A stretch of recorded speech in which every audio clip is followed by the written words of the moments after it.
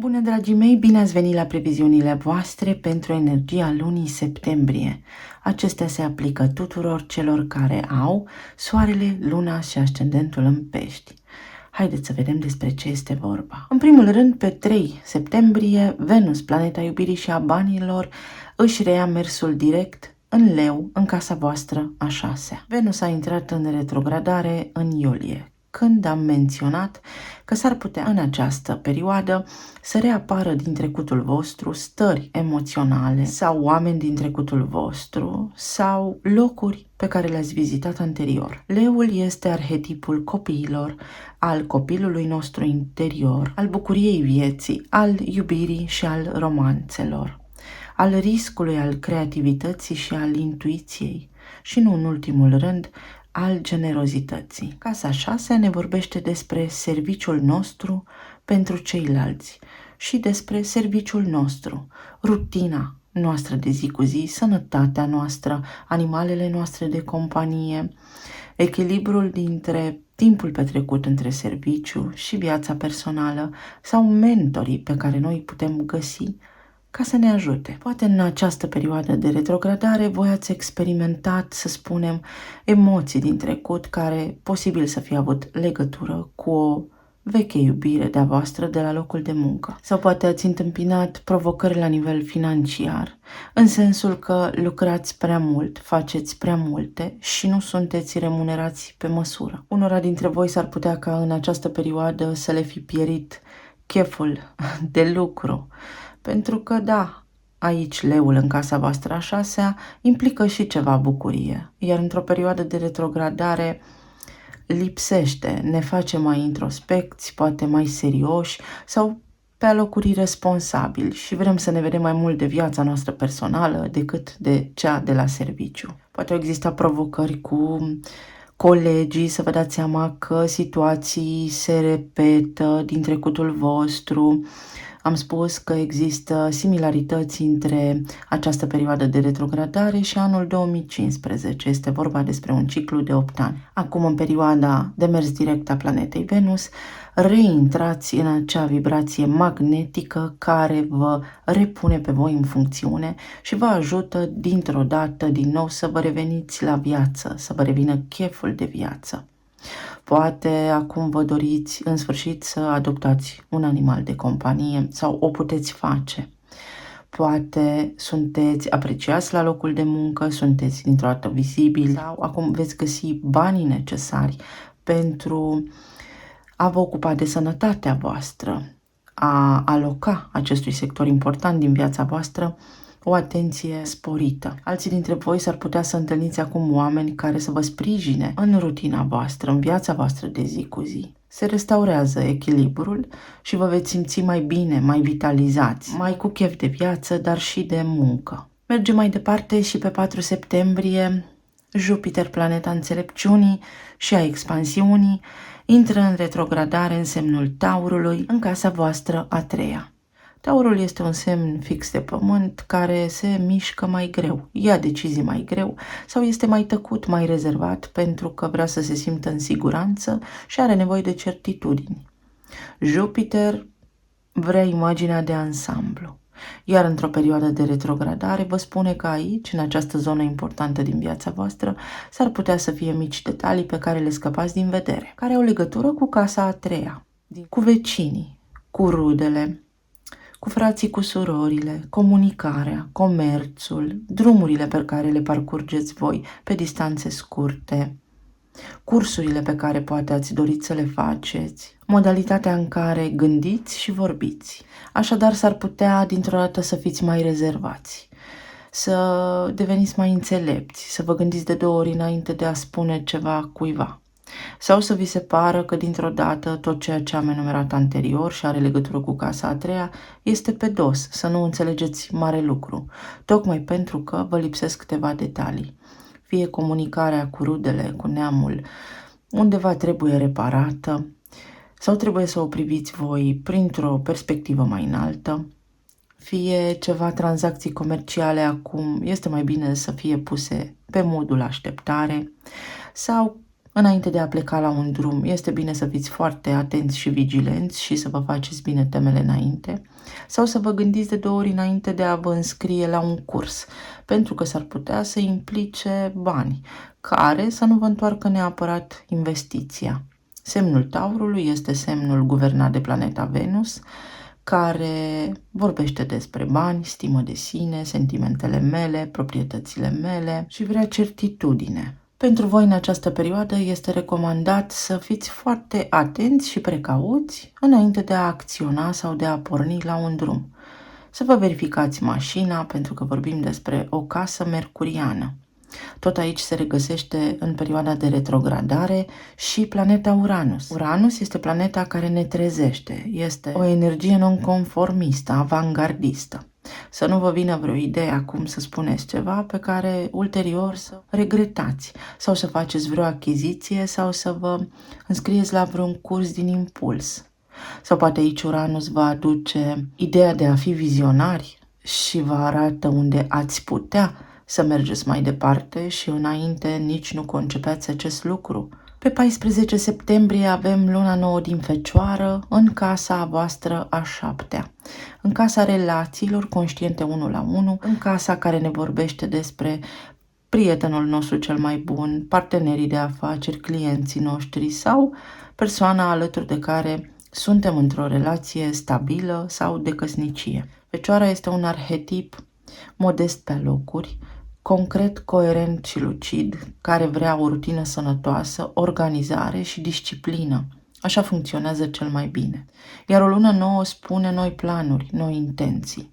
Unii dintre voi s-ar putea să treceți la o altă etapă alături de cineva cu care înainte vă întâlneați. Să vă mutați împreună, spre exemplu, alții dintre voi să vă căsătoriți, iar alții dintre voi s-ar putea să fiți așa cumva trași la răspundere de partenerul vostru, pentru că Balanța, casa a 7-a, vorbește despre cel din fața noastră care ne arată ceea ce noi avem de integrat și de conștientizat la noi.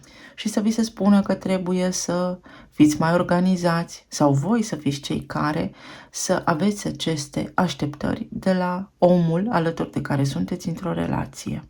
Și toate acestea vor fi susținute și de planeta Mercur, care fix la o zi după, pe 15 septembrie, iese din perioada de retrogradare, tot aici în Fecioară.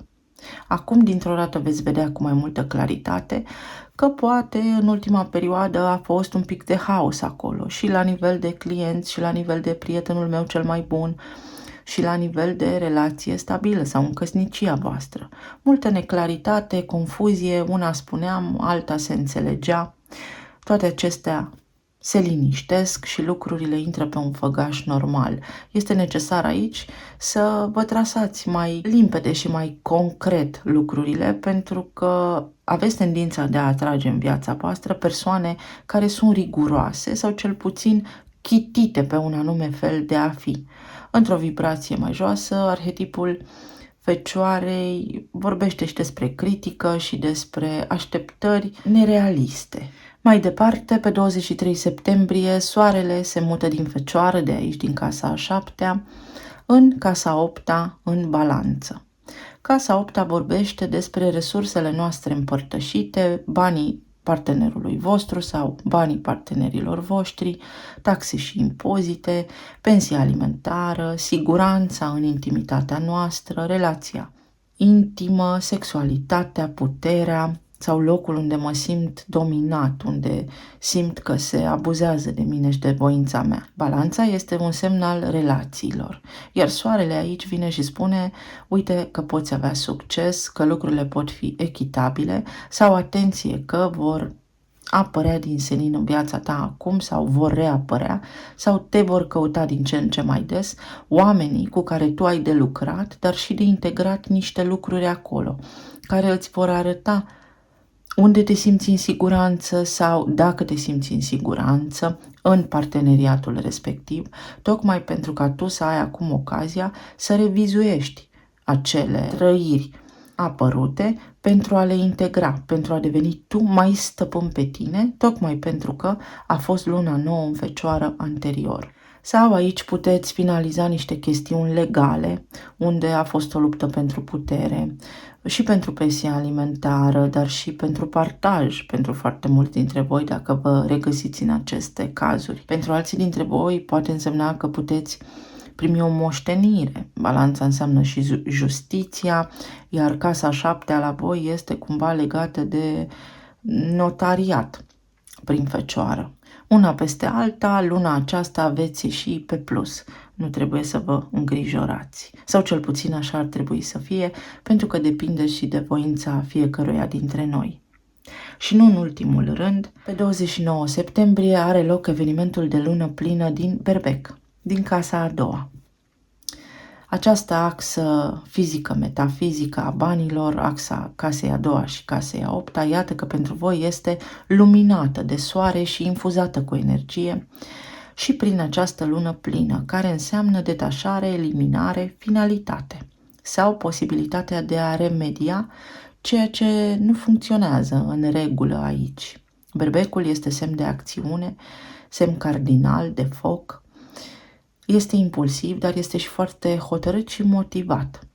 S-ar putea undeva aici să vă fi pierdut voi motivația în a face bani, pentru că despre asta este vorba în casa a doua. Banii mei, stima mea de sine, emoțiile mele. În acest context, luna plină spune undeva s-ar putea să te agăți de o voință prea de fier într-o direcție care nu este bună pentru tine, sau dacă simți că nu câștigi suficient de mult, este pentru că a venit vremea să faci ceva mai mult în această direcție, să fii mai motivat, să găsești mai mulți parteneri sau să îți găsești un serviciu nou, dar să fii mai disciplinat în tot ceea ce faci, pentru că undeva există o ceață și o confuzie aici care nu te va face fericit, ci din contră.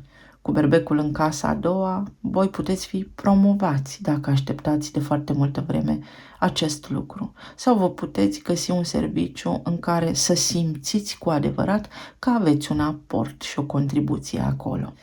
Eu vă doresc tuturor să aveți o lună minunată și să vedem care este energia cărților oracol acum pentru voi.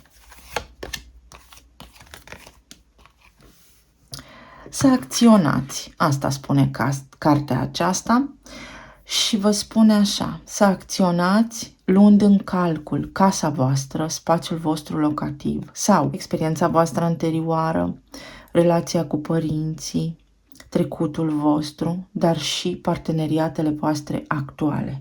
Dacă în relațiile voastre actuale este ceva ce nu funcționează, vă puteți uita ca în oglindă în relația cu trecutul vostru, în relația cu părinții voștri și să vedeți cu cine semănați voi din neamul vostru cel mai bine. De îndată ce conștientizați aceste lucruri, vă mutați în casa a 11-a care vorbește despre idealuri, planuri noi, comunitate nouă, grupuri noi sociale din care pot face parte și viitorul meu, care din ce în ce mai bine sună. Este un cod de liber arbitru aici, un împărat și un faeton.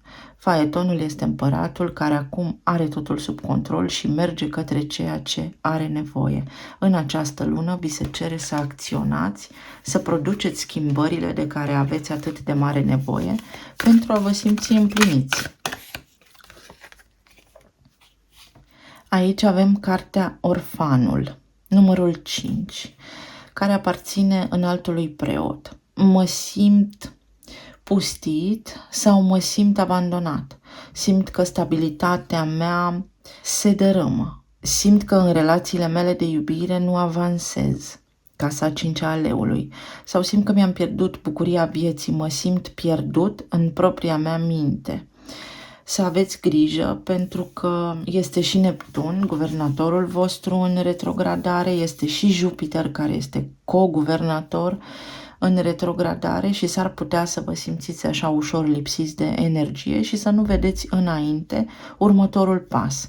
Nu vă temeți, tocmai de aceea pentru voi casa a 7-a va fi activată de energia Fecioarei, care este fix în opoziție față de semnul vostru și care cu pixul în mână și foaia în față face planuri concrete, adică totul trebuie să fie foarte bine organizat. Aici pentru voi, după cum spuneam, dacă ceva nu funcționează acum și aveți o strângere de inimă, uitați-vă în trecutul vostru și uitați-vă la părinții voștri. Înțelegeți acolo ce s-a întâmplat, aceea este cheia succesului pentru prezentul de astăzi. Avem cartea care vorbește despre a ne învârti în cerc sau că totul în viața noastră se produce ciclic. Avem numărul 25 și acest ciclu al vieții din care toți facem parte și din care putem ieși cu foarte multă muncă cu noi înșine și conștientizări.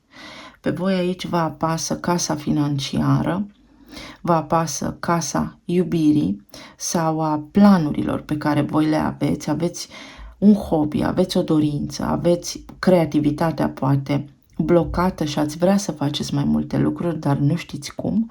Și casa a 7-a a parteneriatului, a căsniciei, a relației stabile, care pare că se învârte în cerc. Tocmai de aceea, energia Fecioarei vă va arăta calea și Mercur în Fecioară vă va arăta calea pe unde să o luați înainte, în siguranță. Următorul mesaj. Avem numărul 26 și eliberare. Eliberare pentru că soarele vă intră, după cum spuneam, în casa a 8-a. Din nou casa a 2-a a banilor, unde va avea loc luna plină din Berbec. Poate ați avut niște planuri care nu au funcționat. Nu înseamnă că trebuie să le abandonați, ci înseamnă că trebuie să abandonați modalitatea prin care voi voiați să faceți acei bani. Sau să regândiți planul pentru că vă scapă ceva din vedere. Să nu vă dați bătuți, însă este nevoie de disciplină. Pentru ca voi să fiți prosperi la nivel financiar, este nevoie de foarte multă disciplină. Este nevoie și să vă curățați emoțiile, pentru că sunteți cumva emoționali sau duși de val, ghidați de emoțiile voastre, într-un context în care ar trebui să fiți foarte ancorați în realitate, nu să fiți emoționali, ci mai degrabă să vă folosiți foarte bine mintea și discernământul pentru a obține lucrurile pe care le doriți. Să scăpați de fantomele trecutului. Aici, trecutul.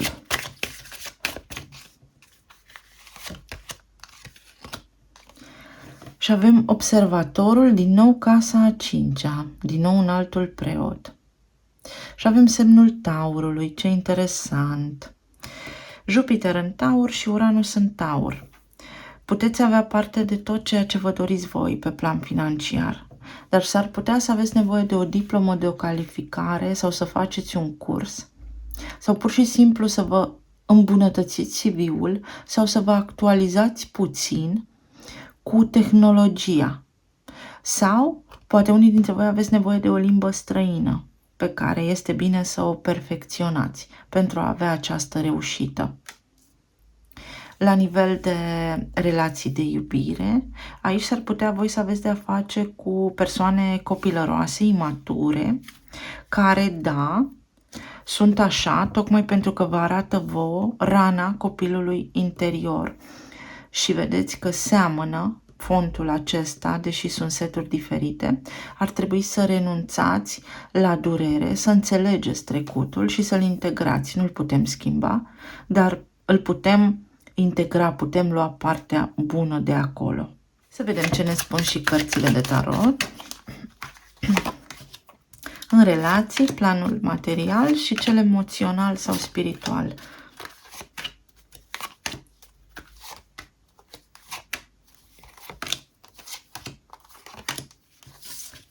Așadar, la nivel emoțional avem 4 de cupe, cavalerul de cupe, înaltul preot, evident, și justiția, desigur. Unii dintre voi, v-am spus, v-ați simțit foarte nevăzuți cu Venus în casa 6-a în perioada de retrogradare, sau poate a revenit din trecutul vostru cineva cu care voi ați mai avut o idilă și v-ați simțit acum din nou ca în momentul acela în care cumva, deși v-ați iubit, a existat o opreliște aici de nivel legislativ sau legal între voi doi și ați fost refuzați sau acea relație nu s-a putut consuma.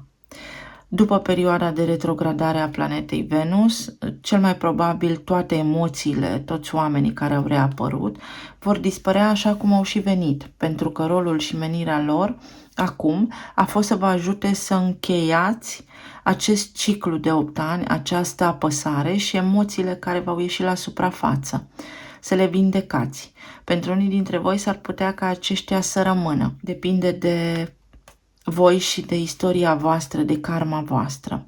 Aici, la nivel emoțional, este un plictis pe care îl veți anula, veți ieși din această stare de plictiseală și de tristețe unii dintre voi, pentru că se întâmplă ceva. Unii dintre voi ori treceți la o următoare etapă, ori sunteți ceruți în căsătorie, ori cineva își declară sentimentele pentru voi.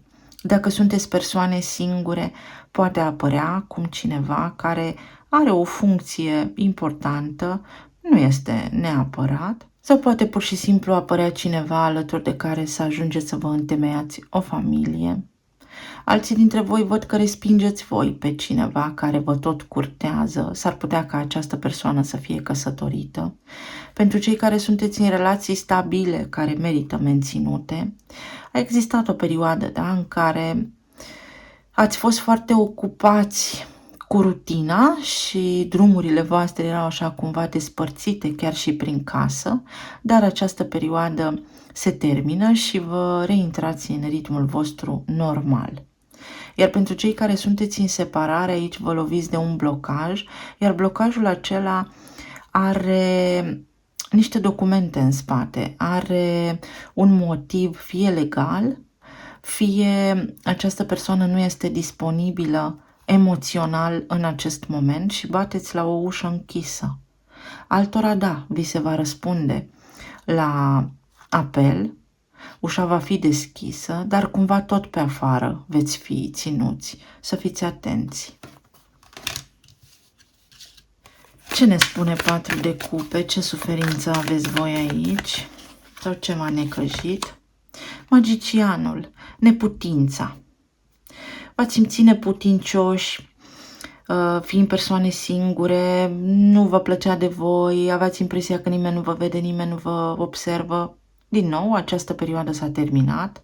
În căsătoria voastră, în căsnicia voastră, în familia voastră, cumva aveați impresia că faceți totul în zadar, a fost o povară pe care s-ar putea ca și partenerul să o fi resimțit-o această perioadă sau nu v-a mers mai nimic bine, dar lucrurile acestea se rezolvă și ajungeți la cuvinte bune, la susținere reciprocă, la a fi o echipă.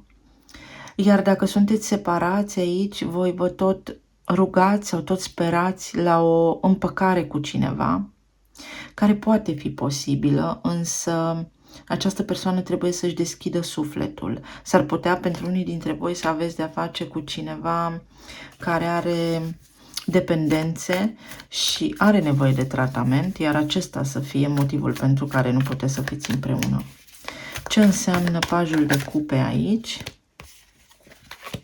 Pajul de cupe aici, uite că astea mi-au ieșit întoarse. Cavalerul de bâte, lipsa de motivație să fac ceva, pentru că nu cred că merit. A fost Venus retrogradă în casa voastră a 6-a, într-o casă în care v-ați simțit epuizați, poate când alții erau în concediu, voi erați la serviciu, sau poate ați avut și voi un moment al vostru în care v-ați săturat de rutină. Și v-ați cam pierdut așa cheful, ați vrut să vă purtați mai imatur sau să fiți un pic mai nepăsători, posibil în această perioadă. Pentru cei care sunteți singuri, revine pasiunea, revine dragostea, dacă asta vă doriți, dar trebuie să faceți ceva în această privință, adică să vă deschideți și sufletul și eventual să ieșiți, să aveți o viață socială un picuț mai activă pentru a și putea cunoaște pe cineva. Iar pentru cei care sunteți într-o relație stabilă, din nou aici, după cum spuneam, ați fost atât de abătuți fiecare dintre voi, încât da, s-ar putea să vă fi ocolit prin casă și aceste lucruri se termină, pentru că apar așa jocuri ca în copilărie și lucrurile se vor aranja mai bine, mai pasional. Iar pentru cei care sunteți separați, aici nu este chimie sau cineva nu vrea acum, nu este pe drumuri, are alte activități, are alte obligații, posibil voi să vă gândiți la cineva care acum să vrea o relație stabilă sau să fie căsătorit, să urmeze un copil, să aștepte un copil și acest lucru se poate. Iar pentru alții dintre voi, aici ați fost a treia persoană în acel cuplu și tocmai de aceea, în acest moment, această persoană cumva a spus stop, deși am sentimente pentru tine, am altceva mai important de făcut. Ce înseamnă înaltul preot? Nebunul. Uite o șansă. Uite o șansă, dar aveți de-a face cu cineva imatur sau aici pot fi și foarte multe iluzii. Este cumva nescrisă și incertă relația voastră aici. Pentru cei singuri, da, puteți cunoaște pe cineva și va trebui să aveți încredere în intuiția voastră, să vedeți dacă este persoana potrivită sau nu. Pentru cei care sunteți într-o relație stabilă, să înțelegeți că trăim în ciclu, în ciclurile vieții și câteodată e așa, câteodată este altfel. Iar pentru cei care sunteți despărțiți, s-ar putea să aveți o șansă, însă trebuie să vă detașați de tristețea voastră, pentru că atunci când veți uita sau când veți mai spera sau când vă vedeți de treburile voastre, care sunt altele decât gândul direcționat constant către cineva, această persoană își poate face loc cu lejeritate înapoi către voi. Iar justiția, ce spune aici? Unii dintre voi s-ar putea să divorțați.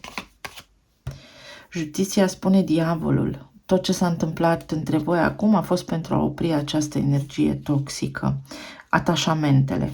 Iar aici vorbim despre a renunța la atașamente, a renunța la un tipar vechi, pentru că îl repetați în relațiile voastre, fie că sunteți singuri, separați sau într-o căsnicie. Ați mai trecut prin aceste trăiri și este bine să le identificați, să vă dați seama unde poate faceți mereu la fel. În gândul vostru, în iluziile voastre, poate compromiteți ceva sau poate pur și simplu gândiți foarte mult și vă faceți propriile voastre scenarii. Și ar trebui să nu mai faceți acest lucru, pentru că vă creați singuri stări și angoase care nu duc nicăieri. Ce spune diavolul? 9 de spade, da. Justiția a oprit această anxietate, această insomnie sau gândurile pe care le aveți voi în minte, pentru că nu era realitatea unul la unul cu ceea ce trăiau partenerii voștri sau oamenii la care vă gândeați voi. Și 5 de spade, 5 de bâte. Ați fi ajuns într-un conflict major sau v-a spus justiția aici, în această perioadă, sau vă va spune în septembrie, atenție că tu ai o luptă în primul rând cu tine. Tu te temi, tu ești gelos, la tine în suflet acolo undeva s-ar putea să fie o problemă și partenerul tău să nu aibă de ce să facă acele lucruri sau să nu facă ceea ce tu crezi că face. 5 de bâte. La ce vă gândiți voi aici? Este o stare de gelozie și credeți că cineva vă înșeală. Sau vă este teamă să nu fiți înșelați. Sau poate cineva v-a înșelat, da? Și este timpul să mergeți mai departe, pentru că aveți nebunul aici și justiția și în altul preot. Există viață și după cei care au făcut ce au făcut. Sunt cicluri de viață și mergem mai departe. Să te eliberezi. Să te eliberezi din gândurile tale, din scenariile tale sau din relațiile nepotrivite. Este timpul să-ți reiei controlul asupra vieții tale de tipare vechi. Depărtează-te de control, să abandonezi controlul sau ideile fixe pe care poate unii dintre voi le aveți, convingerile proprii că așa este și sufăr și plâng în pernă. Poate fi așa, poate să nu fie așa, dar Exista o vorbă în bătrâni: ce nu știi nu te doare sau nu ar trebui să te doară. Dacă nu aveți convingerea și garanția că așa este, suferința nu are loc aici. Ar trebui să vă convingeți înainte de a suferi. Iar dacă ați suferit, să mergeți mai departe. Vindecarea problemelor din familie. Exact cum am spus, trecutul vostru și familia voastră, undeva aici voi cărați din neamul vostru, din familia voastră, traumele lor, fricile voastre sunt fricile lor și le exprimați acum în viața voastră de adult și în relațiile voastre amoroase și ar trebui să le eliminați. La nivel de plan material, exact cum spuneam, a fost această perioadă de tăcere cu Venus în perioada de retrogradare în casa a 6-a, când nu ați avut chef de nimic. V-ați pierdut bucuria vieții, dar în această lună vă treziți la viață și la realitate, vine toamna și din nou vă vine cheful să faceți ceva. Unora dintre voi vă vin idei să porniți pe un drum singur al antreprenoriatului sau să faceți și altceva pe lângă serviciul vostru. Alții dintre voi așteptați o promovare care acum se decide și este și în funcție de voi și de cheful vostru de a face lucruri și de ceea ce simțiți, din ceea ce creați. Pentru alții dintre voi așteptați o veste bună de la un șef de-al vostru care oscilează, poate ați cerut o mărire de salariu. Vom vedea ce înclină să facă. Iar alții dintre voi vă dați seama efectiv că sunteți prea calificați pentru ceea ce faceți astăzi și că vreți mai mult. Dar încă oscilați, încă căutați opțiuni sau analizați care este următorul pas. Ce înseamnă 4 de spade? Da, n-ați avut chef de nimic, posibil să fi avut discuții pe la serviciu cu concediu sau să fi fost triști că poate nu ați avut bani suficienți să plecați acolo unde v-ați dorit sau nu ați avut un concediu încă și vă simțiți obosiți sau lucrurile pur și simplu nu au mers bine la locul de muncă, a fost haos și nebunie totală. Se liniștesc lucrurile. Ce ne spune 3 de cupe, care este totuși bucuria? Eremitul, că vă va bucura o listă, vă va bucura bilanțul, că până la urma urmei, aici dacă rămâneți într-o stare de echilibru, veți găsi soluțiile și că da, comunicarea a întârziat să apară, veștile pentru voi au întârziat să apară sau banii poate au venit mai greu către voi, dar aceste lucruri se încheie. Ați ajuns la un final și se vor remedia lucrurile. Unii dintre voi aveți de-a face cu contabili, cu arhitecți sau cu notari, cu instituții ale statului. Alții dintre voi v-ați rugat, n-ați avut vizibilitate, v-ați îndoit, ceva la nivel de credință aici. Ce înseamnă împăratul? Nu ați primit vești dacă sunteți promovați sau nu ați avut pur și simplu voință să mai faceți ceva din ceea ce făceați înainte. Poate ați fost obosiți, dar acum primiți vești. Ce înseamnă 2 de monede? Ce așteptați voi aici? 7 de monede. Înseamnă că s-ar putea să fiți nevoiți să mai așteptați un pic și că lucrurile tind să iasă așa cum voi așteptați. Semințele au fost deja plantate anterior, nu puteți schimba cu nimic situația. Pajul de spade, că depindeți de o semnătură, depindeți de niște acte, depindeți de o aprobare. Unii dintre voi căutați o cetățenie sau niște acte de proprietate. Lucrurile se vor rezolva. Pentru unii dintre voi mai repede decât credeați. Da, primiți vești, primiți vești. Încercați să vă liniștiți pentru că veți primi veștile care vă bucură sufletul. Vă temeți, voi vă temeți, aoleu, dacă nu iese așa, nu mai faceți lucrurile acestea, ci păstrați-vă încrederea și motivația, pentru că asta v-a lipsit aici. Iar la nivel emoțional avem cavalerul de monede, nebunul întors, 6 de cupe și asul de spade întors. Voi așteptați o revenire a cuiva, dar care încă nu s-a hotărât dacă să înceapă din nou sau nu. Sau voi doriți să faceți o schimbare în viața voastră, fie de serviciu, fie de oraș, fie o schimbare importantă, pentru că nu vă știu viețile fiecăruia dintre voi.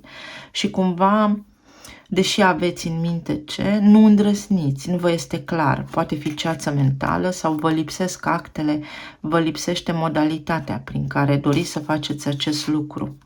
Unii dintre voi vreți să vă mutați de acasă, dacă stați cu părinții, alții dintre voi aveți nevoie de bani pentru copii. Dacă ați fost blocați sau nu ați comunicat, există aici potențialul clar să reluați comunicarea cu cineva sau să fiți curtați de cineva, iar pentru cei care sunteți căsătoriți, să vă liniștiți că lucrurile își revin. Pur și simplu voi și partenerii voștri ați fost căzuți în gânduri, fiecare în mintea sa. Asul de spade ce înseamnă? Împărăteasa, da, nu va prea mers vara asta treaba, dar cartea împărătesei înseamnă Venus și Venus a fost în perioada de retrogradare. Liniștiți-vă că lucrurile se aranjează, se remediază. Ce înseamnă nebunul? 9 de monede. Veți fi foarte mulțumiți de cum se aranjează lucrurile, veți primi și banii la care sperați. 6 de cupe, 7 de monede. Dar trebuie să aveți un pic de răbdare sau să aveți mai multă încredere. 10 de monede. Veți fi mulțumiți pe deplin, lucrurile se vor rezolva. Deci Venus și avem doar monede aici. Veți primi un târg corect, îndrăznesc să spun, cu 7 de monede aici. Talismanele.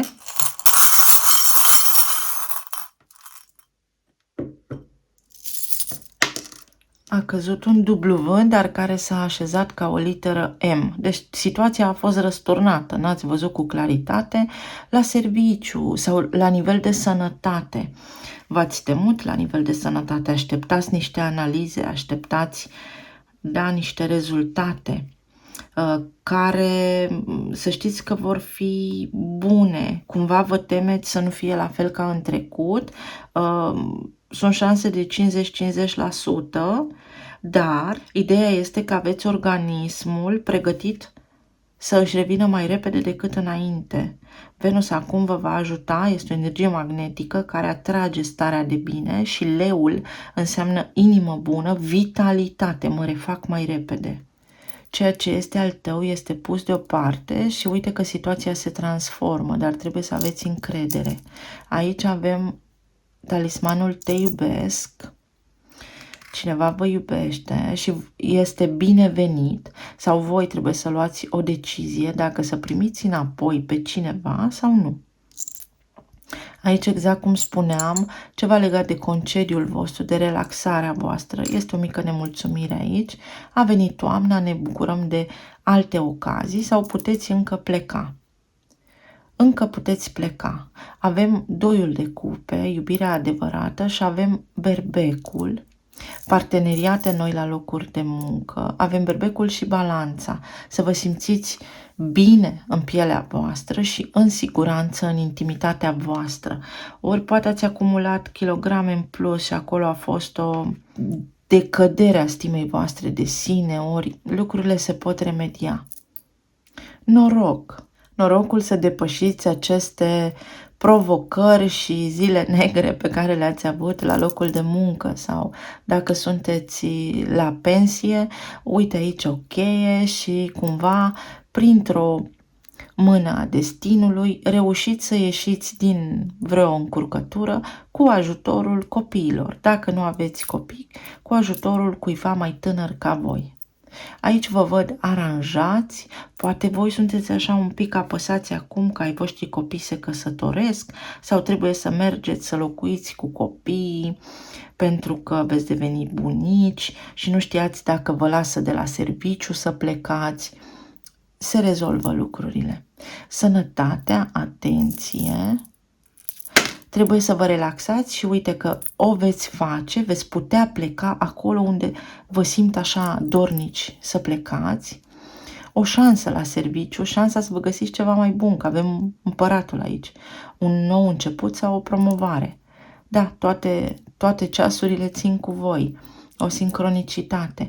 O nuntă, o petrecere la care mergeți, care va ieși bine. O vindecare este aici. Vă iese ceva. Aveți o reușită. Avem inițialele B, Q, U, J, Y, W.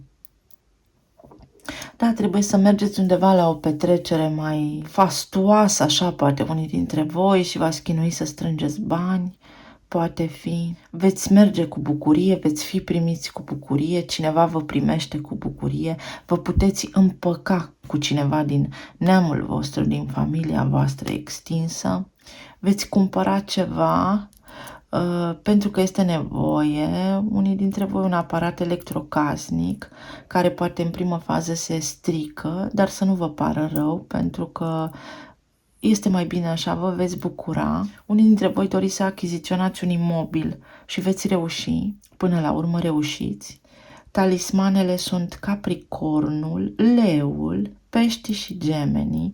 Aveți nevoie să faceți niște acte sau să verificați ceva, să aduceți o informație nouă sau să faceți un curs pentru a fi promovați sau pentru a reuși voi ce v-ați propus acolo. Capricornul îl avem pe Pluton în Capricorn, care este în perioada de retrogradare, posibil să fi fost o provocare sau un proces pentru partaj sau pentru o moștenire de la care acum să primiți vești bune. Copiii voștri își revin sau aveți un copil care are ceva provocări, o atipie și pe care îl veți vedea că înflorește pe zi ce trece mai mult. Unii dintre voi aveți niște întrebări, de ce, dar de ce, răspunsuri pe care le puteți obține în această lună. Dar de ce ai făcut asta? Pentru că eu te iubesc și aici sunt implicate niște alegeri. A fost un ciclu, o karmă, veți avea o bucurie. Și la nivel de sănătate să fiți foarte atenți și să vă îngrijiți, pentru că vă neglijați cumva sănătatea și ar trebui să vă iubiți mai mult pe voi, în sensul că trebuie să aveți grijă la tot ceea ce faceți, că produceți stres în corpul vostru și somatizați prin boală fizică dacă nu sunteți atenți. Și cam atât, dragii mei, eu sper să aveți o lună minunată, plină de realizări, să fiți sănătoși și iubiți, să ne reauzim cu bine. Pa, pa!